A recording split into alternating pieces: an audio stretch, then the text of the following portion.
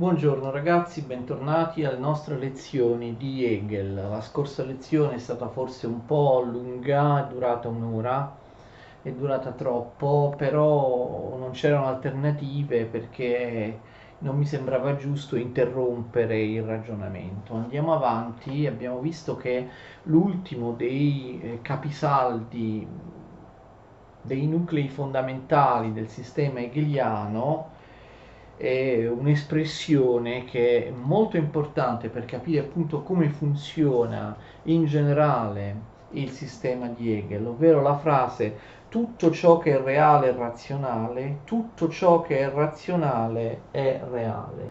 Che cosa significa questo? Tutto ciò che è reale è razionale. Secondo Hegel esiste una ragione intrinseca sia alla realtà sia al pensiero. E quindi tutto ciò che accade, tutto ciò che si sviluppa sia nella realtà sia nel pensiero, è mosso finalisticamente, come se fosse mosso da una provvidenza, da una ragione intrinseca, d'accordo? Tutto ciò che è reale, ricordate che in Hegel nulla è statico, quindi il reale che cos'è? È un automovimento, è un autoplasmarsi in cui il reale si presenta nel tempo configurazioni sempre più ricche, vi ricordate, sempre diverse dalle precedenti, perché tutto è un processo continuo, un dinamismo.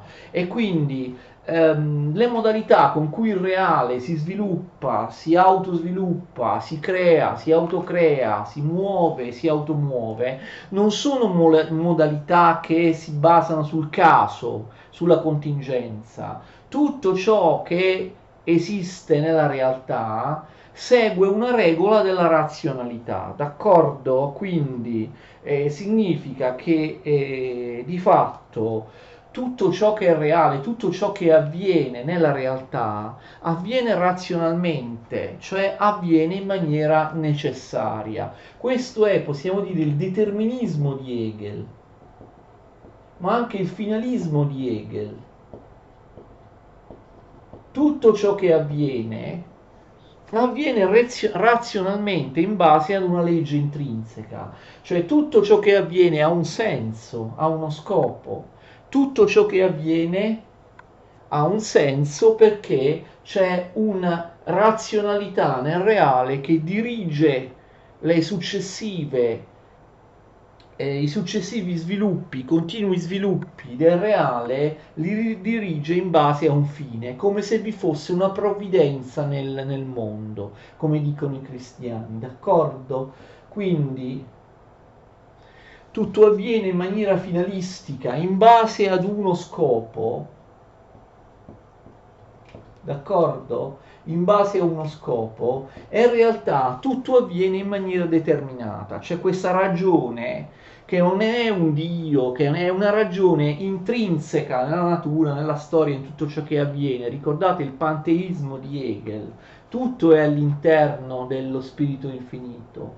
Quindi tutto ciò che avviene sia nella realtà sia nel pensiero è razionalità, cioè avviene in base ad un principio di razionalità, un'intima ragione che pervade tutto e fa in modo che tutto vada in maniera necessaria, deterministica, cioè tutto ciò che avviene non poteva non avvenire, doveva per forza avvenire. Tutto ciò che avviene non poteva avvenire in un altro modo, doveva avvenire proprio in quel modo, d'accordo? Questo ovviamente ha delle implicazioni anche politiche molto discutibili che infatti hanno attirato molte critiche. Cioè il determinismo in questo caso, nel caso di Hegel, è chiaramente anche un giustificazionismo. Tutto ciò che avviene, si sviluppa per esempio nella storia, anche le cose negative, il male, gli stermini, le guerre, eccetera, dovevano per forza avvenire, d'accordo? Dovevano per forza avvenire, perché c'è una ragione intrinseca alla realtà, allo sviluppo dello spirito, che fa in modo che tutto sia determinato, che tutto debba avvenire in un certo modo, quindi che in qualche modo che tutto sia giustificato. Cessa di esistere quindi la contingenza, il caso, ma cessa di esistere anche la libertà umana, d'accordo? E quindi anche uno sterminio, una guerra, un male, d'accordo, ha una sua ragione di essere, è avvenuto perché se è avvenuto ha un fine. Ricordate che il fine è sempre un autosvilupparsi dello spirito infinito verso il meglio, verso nuove tappe dialettiche, verso nuove figurazioni che tengono al proprio interno tutto ciò che è venuto prima, non negato, però ricordate, conservato, cioè inverato. È questo che è stato molto discusso e riprenderemo questo problema. Per esempio, se nella storia c'è uno sterminio, una guerra, vuol dire che questo è necessario, cioè questa è ricordate, la negazione che è necessaria per poi avere una negazione successiva e quindi un positivo migliore rispetto a ciò che era prima. E quelli che muoiono in guerra, negli stermini, nelle malattie, nelle carestie, è tutto giustificato perché capite, il male, cioè la negazione, l'antitesi, deve necessariamente esserci affinché si presentino, perché affinché no, poi questo male sia negato successivamente e la negazione porti ad un positivo migliore di quello che è precedente. Quindi anche il male è pienamente giustificato. Tutto ciò che è reale, tutto ciò che si autoplasma nello spirito, nella realtà, anche nel pensiero, lo fa in maniera razionale, seguendo quella che i cristiani chiamano una provvidenza, d'accordo? Una ragione che è interna, una ragione che non è esterna ma è intrinseca, una ragione che è immanente alla storia. L'inverso, cioè tutto ciò che è razionale e reale, vi fa capire che tutto ciò che avviene necessariamente, finalisticamente, in base a una ragione intrinseca, non è solo ciò che avviene nella realtà, nell'essere, ma anche ciò che avviene nel pensiero, d'accordo? Tutto ciò che è razionale è reale. Una cosa funziona nel pensiero, è razionale nel pensiero del filosofo, nella filosofia poi di Hegel, nella mia filosofia. Questa cosa deve per forza avvenire nella realtà. Io trovo un'opposizione, una negazione nella mia mente tra due concetti, questa negazione mentale necessariamente si trasforma, questa negazione ideale, in una negazione di questi due concetti anche nella realtà. Cioè c'è precisa identificazione tra ideale e pensiero, tra pensiero e realtà, d'accordo? Quindi questa frase, che in realtà è una sola frase, poi vedremo forse un po' meglio perché, Hegel dice che è del tutto convenzionale dire prima questo e poi questo, si potrebbe fare il contrario. Dice che proprio esprime un principio fondamentale nel sistema di Hegel. Tutto ciò che si sviluppa nella realtà non lo fa a caso, ma secondo una legge razionale intrinseca, deterministica, finalistica, che fa avvenire le cose, anche le peggiori, il male, sempre per il meglio, sempre necessariamente perché sono stati di sviluppo inevitabili affinché vi sia un bene più grande dopo. Ciò che è razionale e reale significa appunto che tutto ciò che avviene deterministicamente, finalisticamente, qualunque cosa è giustificata, avviene contemporaneamente nel pensiero e nella realtà. Non può esserci una vera dissociazione tra pensiero e realtà, tutto è uno, quindi anche la realtà esterna, l'abbiamo visto, non è altro che una figurazione provvisoria dello spirito, d'accordo? E quindi il pensiero corrisponde esattamente alla realtà. Tutto ciò che è valido nel pensiero deve avvenire così come io l'ho pensato passato nella realtà. C'è parallelismo, anzi identificazione tra pensiero e realtà. Scusate se ho scritto male, tra pensiero e essere. L'essere e il dover essere coincidono. Io penso che debba avvenire un certo avvenimento, quell'avvenimento inevitabilmente avviene, cioè il dover essere, il decidere razionalmente che qualcosa debba essere nella realtà, corrisponde all'effettiva esplicazione di questa cosa nella realtà. Questo viene anche chiamato pallogismo ed è una caratteristica fondamentale in Hegel. Pan in greco vuol dire tutto, logos significa pensiero in questo caso, pallogismo vuol dire che tutto è pensiero, d'accordo? Anche la realtà non è altro che spirito, d'accordo? Quindi pensiero ed essere, pensiero e realtà sono la stessa cosa, pallogismo, il piano dell'essere, il piano del pensiero, il piano dell'essere, il piano della realtà, il piano, scusate, della realtà, il piano della speculazione filosofica decorrono in maniera totalmente sincronica, d'accordo? Il pallogismo, ovviamente Hegel fa riferimento ad Aristotele, Hegel è molto vicino ad Aristotele, ricordate che anche nella logica aristotelica vi era un pallogismo, ciò che funziona logicamente nel pensiero corrisponde anche a dei dati reali che esistono nella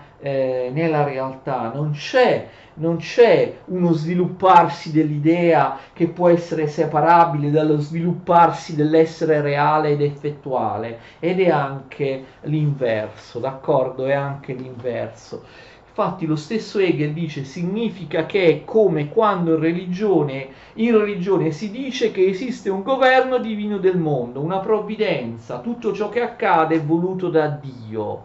Tutto ciò che è doveva essere perché è il momento dell'idea nel suo svilupparsi necessario. Tutto è pensiero, tutto è razionalità, anche ciò che noi chiamiamo essere, d'accordo? C'è un'intelligenza che governa il mondo, anche se quando parla di provvidenza, di un Dio, facendo riferimento al cristianesimo, Hegel usa questa cosa come metafora, o Hegel usa sempre il cristianesimo come metafora, svuotandolo completamente dalla sua realtà. Molti che sono cattolici amano Hegel, questo non lo capiscono, d'accordo? Hegel parla continuamente dei dogmi del cristianesimo, di Gesù Cristo, delle vicende della Bibbia, eccetera, ma lo fa soltanto metaforicamente. Il suo cristianesimo è snaturato, il suo è un cristianesimo del tutto strumentalizzato, che serve soltanto come metafora. Lui dice come quando c'è una provvidenza, un Dio che governa il mondo, ma lui intende metaforicamente la provvidenza o Dio, capite,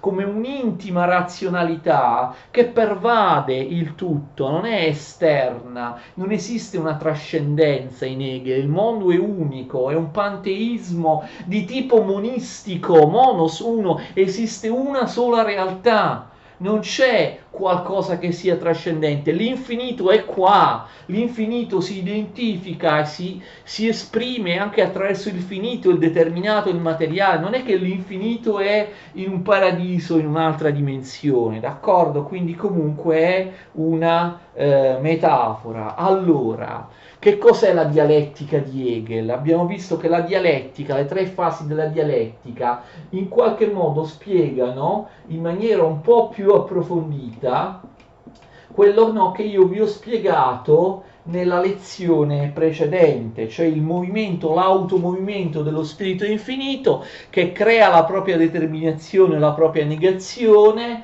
poi la supera dinamicamente con una seconda negazione e ritorna al positivo di partenza. Ricordate, l'affermazione di partenza ingenua deve comunque superare il travaglio della negazione, della disillusione per tornare a un nuovo positivo un po' meno ingenuo del primo, perché ha dovuto affrontare il travaglio della delusione, ha dovuto inglobare in sé la negazione, rendendola utile, togliendola, però conservandola attraverso una seconda negazione in un ordine più alto, inverandola in un ordine superiore. Tutte queste cose, questo movimento, vi ricordate, circolare dello spirito può essere definito meglio attraverso la dialettica. Questo movimento dello spirito che io vi ho spiegato nella lezione precedente è dialetticità. La spiritualità, l'automovimento, l'autocrearsi, l'autoplasmarsi dello spirito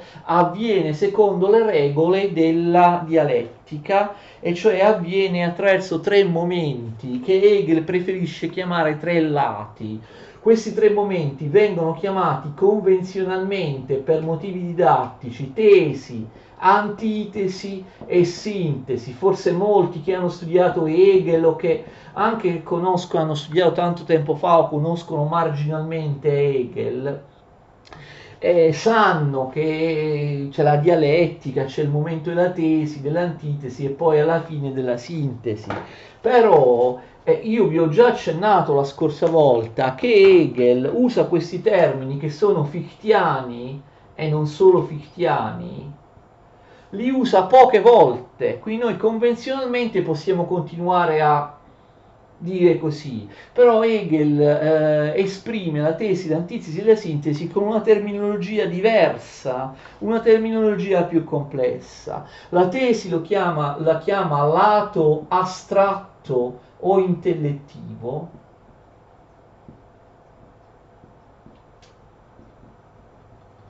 l'antitesi la chiama lato dialettico, attenzione, lato, tappa, ma lui li chiama lati, lato dialettico, scusate, cambio pennarello, lato dialettico, attenzione, in senso stretto potremmo dire noi tra parentesi quadra, perché in realtà tutti questi movimenti sono dialettici, d'accordo? Oppure movimento negativamente razionale, devo cambiare ancora pennarelli, non scrivono più, nato negativamente, attenzione, razionale. Ok, si legge? Mentre invece la sintesi lui la chiama lato positivamente razionale, positivamente razionale,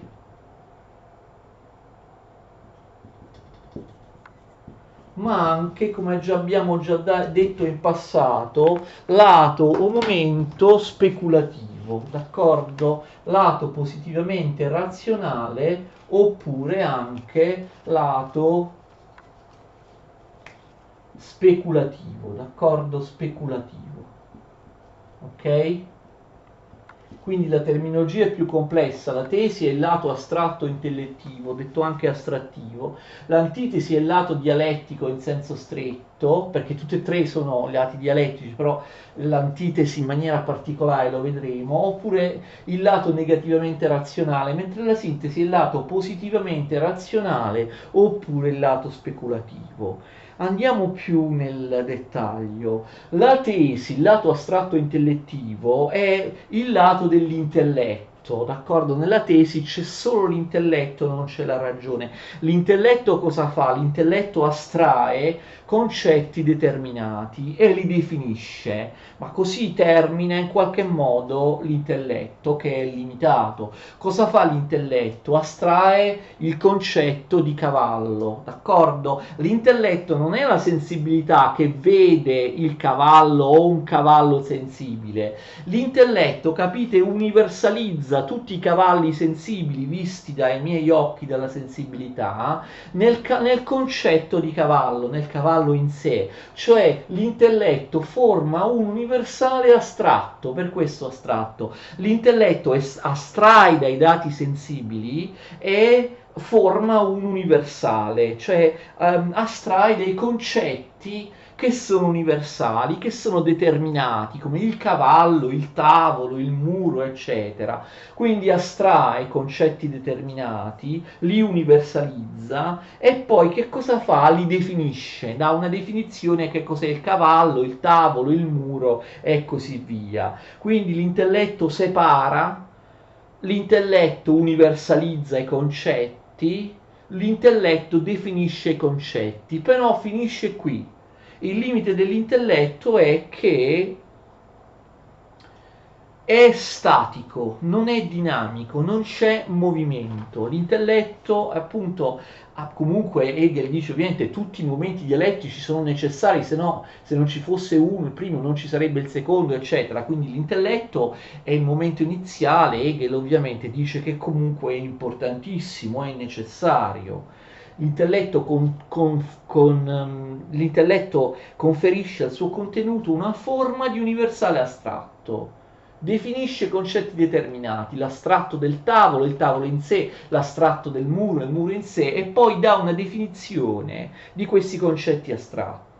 Tuttavia questa conoscenza è inadeguata, è chiusa nel finito, è un astratto irrigidito, non si muove, mentre noi abbiamo visto che la dialettica è movimento, è continuo processo, continua trasformazione in qualcosa di diverso che è migliore di ciò che è prima, ma questo l'intelletto non lo può fare, quindi l'intelletto è importante, però ha una conoscenza inadeguata, bisogna andare oltre i limiti dell'intelletto. L'intelletto è statico, andare oltre i limiti dell'intelletto è compito della ragione, quindi facciamo attenzione al significato tecnico che Hegel dà all'intelletto e alla ragione. L'intelletto all'inizio riguarda solo la tesi, poi l'intelletto deve essere superato da qualcosa che Hegel considera superiore all'intelletto, cioè la ragione. La ragione, attenzione, è presente in tutti e due i momenti successivi. La ragione è presente, scusate, devo cercare di scrivere un po' meglio, la ragione caratterizza sia l'antitesi, il momento negativamente razionale, sia la tesi, cioè il movimento positivamente razionale. Abbiamo visto l'importanza dell'antitesi, no? Della determinazione, della negazione. Abbiamo già detto che la negazione forse è più importante dell'affermazione, perché nella tesi, nella posizione, nell'affermazione non c'è movimento. Invece quando io rovescio la tesi, quando io penso il contrario della tesi, oppure nella realtà avviene il contrario della tesi, cioè avviene la negazione, lì inizia il movimento della dialettica. Per questo l'antitesi viene chiamata lato dialettico in senso stretto, perché la dialettica non comincia nella tesi, la dialettica comincia nell'antitesi, il movimento, l'automovimento, l'autoplasmarsi, comincia con il negativo, d'accordo? Il negativo della ragione. L'antitesi, il contrario della tesi, la negazione, riesce a smuovere la rigidità e la staticità dell'intelletto. Vengono alla luce varie contraddizioni, varie opposizioni. Contraddizione è il termine fondamentale che Marx prenderà da Hegel, d'accordo? Quindi ci sono contraddizioni, ci sono opposizioni, da questo parte il movimento, da questa negazione. Ogni determinazione dell'intelletto viene rovesciata in quella contraria. Anche questo rovesciamento è un termine che verrà anche preso da Marx. C'è uno stato delle cose di partenza, l'antitesi o la negazione rovescia completamente nel suo opposto lo stato delle cose di partenza, d'accordo? Ogni determinazione dell'intelletto, tesi, si rovescia in quella contraria, nel negativo antitesi, e questa è la molla del movimento dialettico, d'accordo? Ogni concetto si rovescia nel proprio opposto. Questo, come abbiamo detto, paralogismo di Hegel, non avviene solo nell'intelletto, nel pensiero filosofico, avviene anche nella realtà, in ogni momento della realtà. L'opposizione ideale, l'opposizione logica del pensiero corrisponde ad un'opposizione ideale, d'accordo? Quindi abbiamo già detto, quando penso all'uno, tesi, che è statico, devo pensare anche al suo contrario, i molti, mi viene automaticamente l'opposizione e la contraddizione, si genera automaticamente e necessariamente dalla posizione, dalla tesi. Non può esistere un positivo di fondo, una tesi, che non si rovesci nel suo opposto. È la legge della realtà e del pensiero, è una legge universale, d'accordo, con cui funziona questa, che Hegel considera la vera scienza, la scienza dialettica.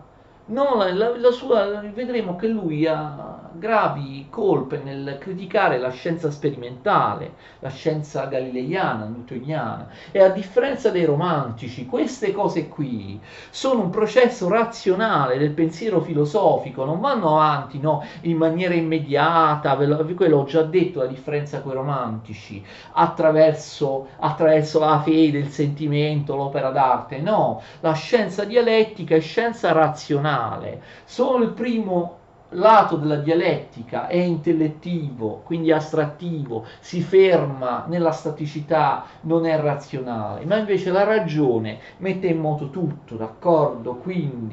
E quindi anche nella realtà è così, c'è qualcosa di reale, prima o poi si rovescerà nel suo contrario. Ci sono proprio coppie di contrari che Hegel considera fondamentali, come finito infinito o eguale diseguale. Ecco, prendiamo eguale diseguale. Qualunque cosa che io penso che esiste uguale a se stessa, automaticamente quella cosa devo pensarla o nella realtà finirà con essere diseguale a se stessa, cioè d'accordo opposta, quindi tutto si rovescia, c'è la negazione nel proprio opposto. Questa negazione ehm, riesce a fluidificare, a smuovere, a far muovere l'astratto irrigidito dell'intelletto, d'accordo?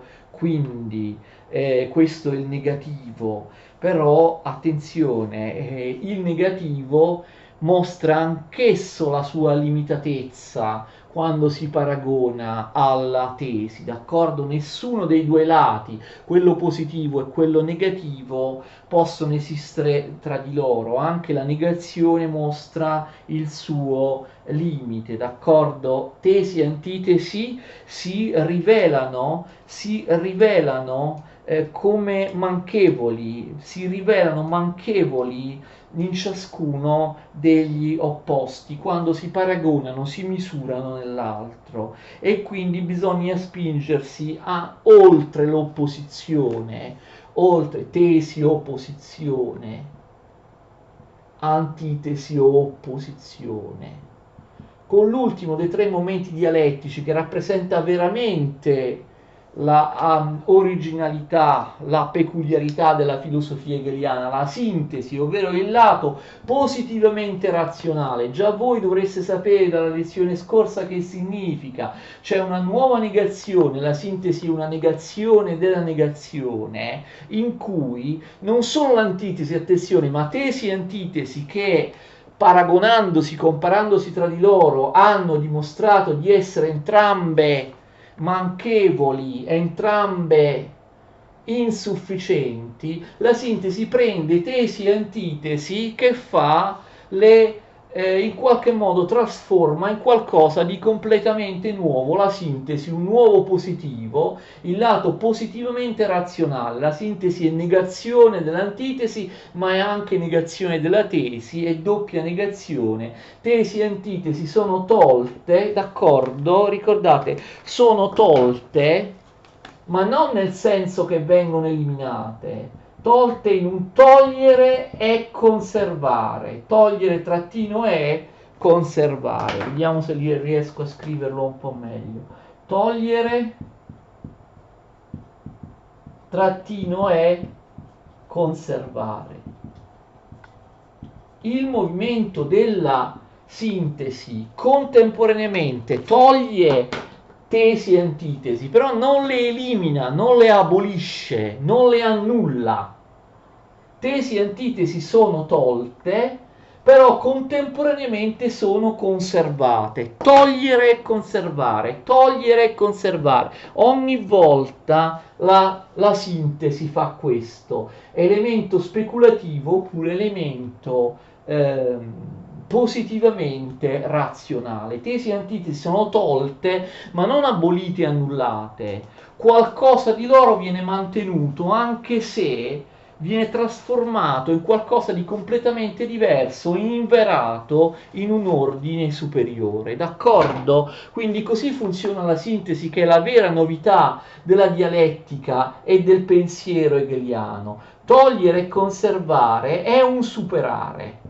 Superare nel senso di togliere e conservare tesi e antitesi, però non annullarle, togliere ma non annullarle, prendere il buono che c'è in esse, modificarlo, farlo inserire in qualcosa di completamente nuovo, elevarlo, inverarlo in un ordine superiore. Conservare non significa appunto mantenere tesi e antitesi come erano prima, d'accordo?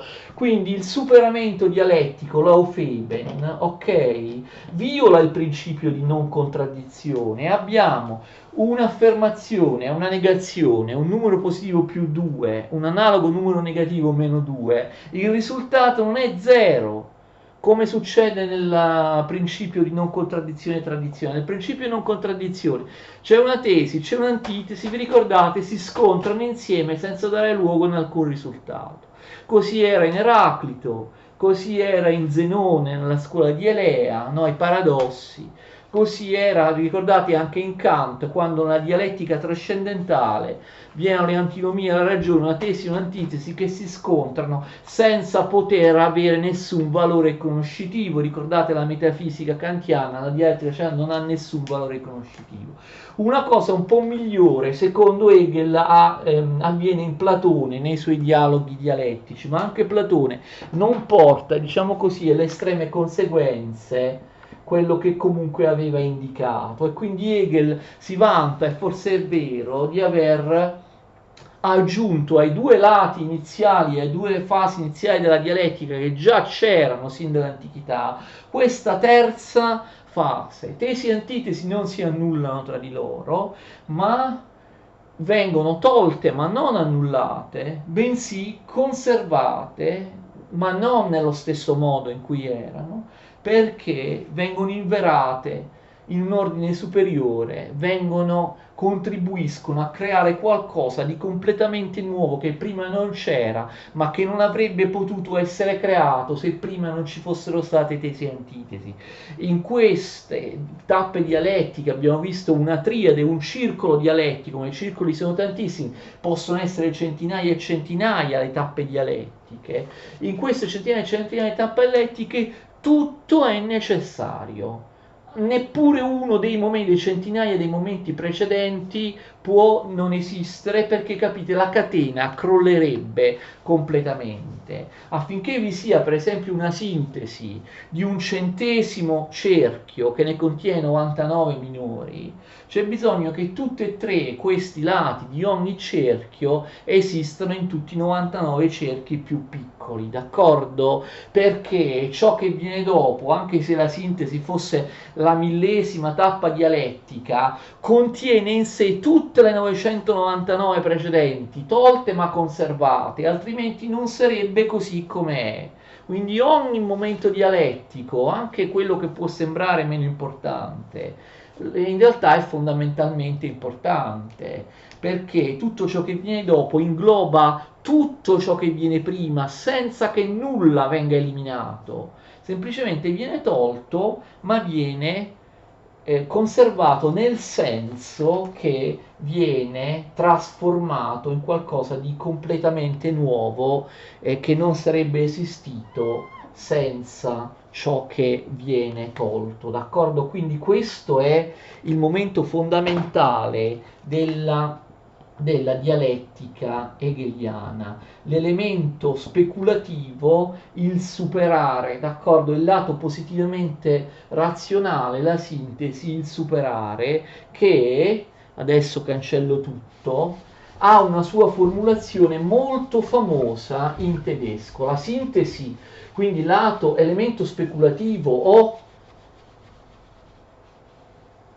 elemento positivamente razionale, viene chiamato anche superamento, no? L'esito finale della dialettica, superamento dialettico. Il superamento dialettico in tedesco è l'Aufhebung, perché Aufhebung Aufhebung in tedesco significa superamento, d'accordo? E quindi il verbo corrispondente è aufheben, d'accordo? Questi termini sono così famosi che spesso si usano in tutte le lingue, anche in italiano, a proposito di Hegel,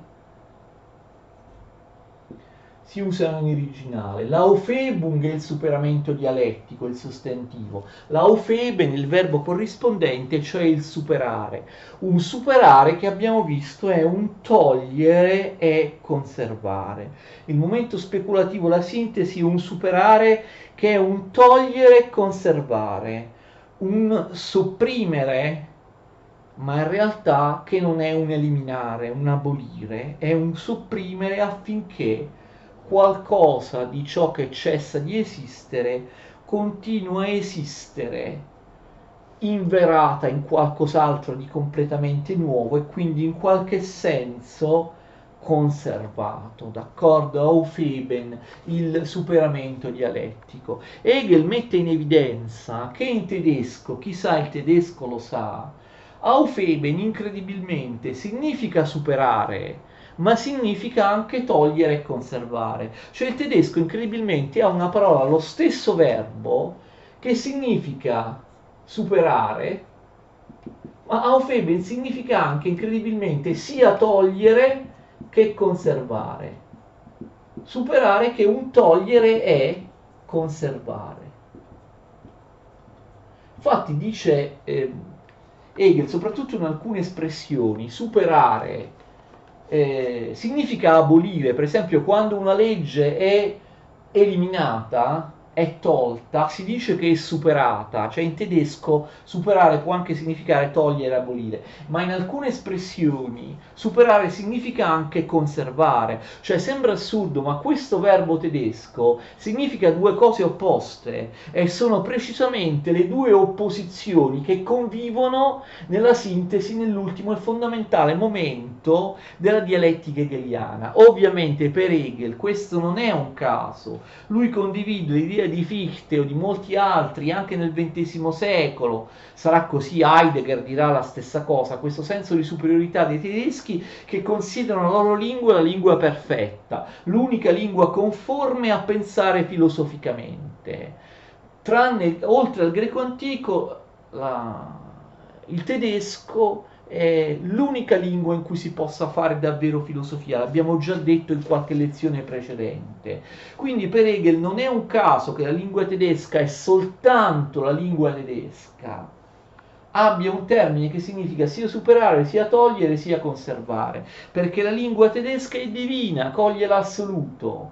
All'interno di una struttura linguistica di una lingua vi sono i significati che in realtà rappresentano l'andamento reale della realtà. E quindi c'è un unico termine che significa due cose opposte, perché in realtà, anche nella realtà, nel pensiero, nello svilupparsi del reale, questo effettivamente avviene, d'accordo? Quindi importantissimo, bisogna capire cos'è l'Aufheben, il superare, l'Aufhebung, il superamento dialettico, che è un togliere e contemporaneamente conservare, una negazione che nega una negazione precedente in modo tale che tesi e antitesi siano tolte e non esisteranno più allo stesso modo in cui erano prima, ma comunque qualcosa di loro passerà in maniera trasfigurata, inverata, elevata in un ordine superiore all'interno della sintesi, cioè di una cosa completamente nuova. Spero di essermi spiegato, dire che cos'è la sintesi, il terzo fondamentale momento della dialettica, spiegato sia in questa lezione sia in un'altra. Hegel pensa che tutto avvenga dialetticamente, con questo superare, con togliere e conservare, e addirittura pensa che tutto avvenga così, perché quindi addirittura applica questo anche al linguaggio, cioè per lui la proposizione, il termine, la proposizione, il giudizio, il sillogismo non devono più funzionare alla vecchia maniera con solo tesi e antitesi, con il principio in non contraddizione aristotelico, devono superarlo, così come il superamento dialettico non è più l'annullamento tra una tesi e antitesi, non è più lo o, out, o quello o questo, se no si annullano, del principio di contraddizione aristotelica. È un più 2 numero positivo e meno 2 numero negativo che non fanno 0, d'accordo? È un'affermazione, negazione che messe insieme non fanno 0, ma danno qualcosa di completamente nuovo, andando quindi oltre lo sterile principio di non contraddizione aristotelico oppure tipico della scienza sperimentale. Quindi lui pensa che anche il linguaggio debba funzionare dialetticamente, d'accordo? A livello di termine, proposizione o giudizio. Termine e proposizione sono molto difficili, termine e giudizio sono molto più difficili, ma vediamo per esempio come funziona la proposizione. Per lui la proposizione deve essere di nuovo tipo, deve essere dialettica, deve essere dinamica, deve essere speculativa. La proposizione speculativa, ricordate la tipica proposizione che esprime una verità o una falsità sia in Aristotele che in Kant, no? Il giudizio kantiano, la proposizione dichiarativa. Per Hegel era statica, no? Ricordate in Kant c'è un soggetto che è statico, è così, è già dato, il soggetto non si trasforma, il soggetto è qualcosa di già dato, di bello e pronto. E a questo soggetto io applico un predicato, d'accordo, per definire meglio il soggetto. Questa è la vecchia proposizione della logica, quella che anche Kant prendeva per buona. Secondo Hegel non deve essere più così. Questa proposizione deve essere dinamica, appunto, deve segnare un po' lo speculativo della sintesi, il dinamismo della dialettica, d'accordo? Quindi soggetto e predicato sono cose belle e pronte. Il soggetto è questo, ci applica un predicato, entrambi restano statici. Invece succede che nella proposizione speculativa, che è plastica, dinamica, non c'è una rigida distinzione tra soggetto e predicato. Il soggetto prende il posto del predicato, trapassa all'interno del predicato dialetticamente e il predicato trapassa nel soggetto. È come se una proposizione soggetto e predicato si scambino continuamente di posto. Lo so che può sembrare strano, in modo tale che qui c'è un soggetto e contemporaneamente un predicato, ma anche qui c'è un predicato e contemporaneamente un soggetto, capite?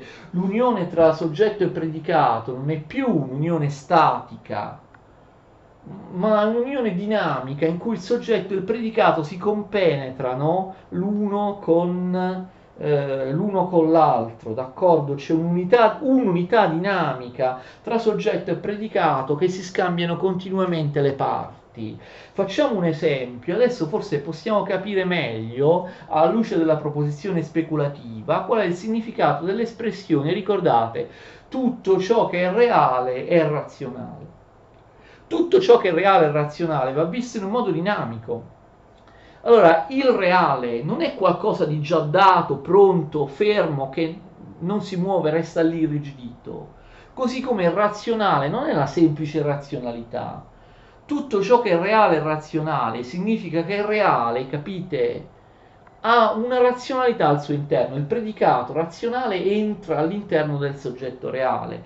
Quindi, capite, tutto ciò che è reale e razionale, si potrebbe dire, tutto ciò che avviene nella realtà avviene razionalmente, d'accordo? Cioè il predicato entra nel soggetto, non è solo un orpello del soggetto. Il predicato razionale è la modalità con cui funziona il reale, d'accordo? Si potrebbe dire tutto ciò che è reale e razionale alla luce della nuova proposizione speculativa si potrebbe anche tradurre come la regola del dinamismo e della regola del dinamismo e delle continue trasformazioni della realtà è la razionalità, d'accordo? La razionalità è la modalità con cui funziona la realtà. Soggetto e predicato si scambiano di posto e quindi soggetto e predicato sono due cose che si muovono e quindi il significato di una proposizione deve essere plastico, deve essere dinamico, d'accordo? Infatti lui abbiamo visto che per Kant è convenzionale dire prima il reale è razionale o prima il razionale è reale. Tutto ciò che è reale è razionale, tutto ciò che è razionale è reale. Per Kant si dovrebbe dire, scusate, per Hegel si dovrebbe dire qualcosa del genere: tutto ciò che è reale sbarra razionale è razionale sbarra reale, capito? Tutto ciò che è reale slash razionale è razionale slash reale, perché il soggetto e il predicato si trapassano tra di loro, si scambiano continuamente di posto, si fondono in un'unità dinamica. Mi rendo conto che questa applicazione del dinamismo dialettico alla lingua e alle strutture sintattiche sembra un po' difficile, forse un pochino esagerato, un pochino cervellotico, ma Hegel pensa, questo è importante, cioè che la dialettica non abbia alcuna eccezione, la dialettica si applica a qualunque aspetto della realtà e del pensiero, la dialettica si applica a tutto ciò che esiste, quindi si deve applicare anche al linguaggio, d'accordo? Il linguaggio deve diventare plastico dinamico, con l'esempio, diciamo, che vi ho fatto. Ragazzi, io spero di essere riuscito a spiegare i capisaldi di Hegel, che significa la razionalità del reale, la realtà del razionale, che significa che tutto ciò che esiste è spirito, che lo spirito è infinito, uno tutto, non esiste nient'altro nello spirito, che lo spirito non è qualcosa di statico, ma qualcosa che si trasforma continuamente, un processo che dà luogo a figurazioni, a tappe dialettiche, ognuna diversa dalle precedenti, senza che non si possa mai tornare a recuperare qualcosa di identico a quello che era prima, e che questo sviluppo successivo a tappe dialettiche va sempre verso il meglio, va sempre ottimisticamente verso un fine. Ogni tappa dialettica è necessaria, determinismo di Hegel, non poteva essere diversamente, ingloba tutte le precedenti, è necessaria e giustificata all'interno di una razionalità insita nel reale che fa sì che tutto ciò che avvenga doveva avvenire, era necessario, anche perché va verso il meglio, e quindi ogni tappa dialettica è sempre più ricca logicamente, più piena di contenuti di ciascuna delle tappe dialettiche precedenti, in un continuo progresso logico che va necessariamente verso un fine, che funziona in maniera triadica, come in un cerchio, no, che si chiude e poi però dà origine a un cerchio più grande e poi dà origine a un cerchio più grande, quindi in una sorta di movimento spiraliforme più che semplicemente